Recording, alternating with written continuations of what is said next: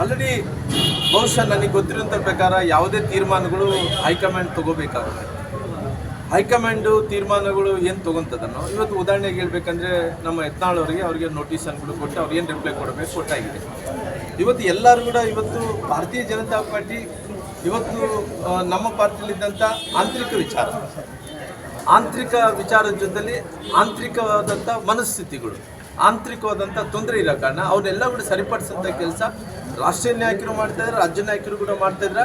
ಮುಂದಿನ ದಿನಗಳಲ್ಲಿ ಎಲ್ಲರೂ ಕೂಡ ಕೂಡಿಸಿ ಮಾತಾಡೋಂಥ ಕೆಲಸ ಮಾಡ್ತಾರೆ. ಮುಂದಿನ ದಿನಗಳಲ್ಲಿ ಎಲ್ಲರೂ ಕೂಡಿಸ್ಕೊಂಡು ಒಗ್ಗಟ್ಟಿನಿಂದ ಪಾರ್ಟಿ ಸಂಘಟನೆ ಮಾಡೋಂಥ ಕೆಲಸ ಪಾರ್ಟಿ ಮಾಡುತ್ತೆ.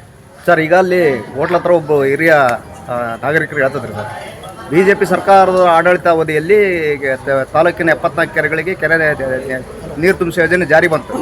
ಅದು ಇದುವರೆಗೂ ಪೂರ್ಣ ಆಗಿಲ್ಲ. ರಾಮುಲು ಅವರು ಇಲ್ಲಿಂದ ಅದು ನಮ್ಮ ಪಲಾಯನಕೋಟೆಯಲ್ಲಿ ಇದಿದೆ ಸರ್, ಅಲ್ಲಿವರೆಗೂ ಪಾದಯಾತ್ರೆ ಮಾಡಿದರೆ ರೈತರಿಗೆ ಸಾರ್ಥಕ ಆಗುತ್ತೆ ಅನ್ನೋ ಅಭಿಪ್ರಾಯ ವ್ಯಕ್ತಪಡಿಸಿದ್ರು ಸರ್.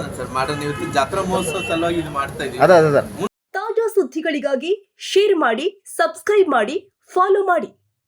AIN ನ್ಯೂಸ್ ಕನ್ನಡ, ವರದಿ ನಮ್ಮದು, ನಿರ್ಧಾರ ನಿಮ್ಮದು.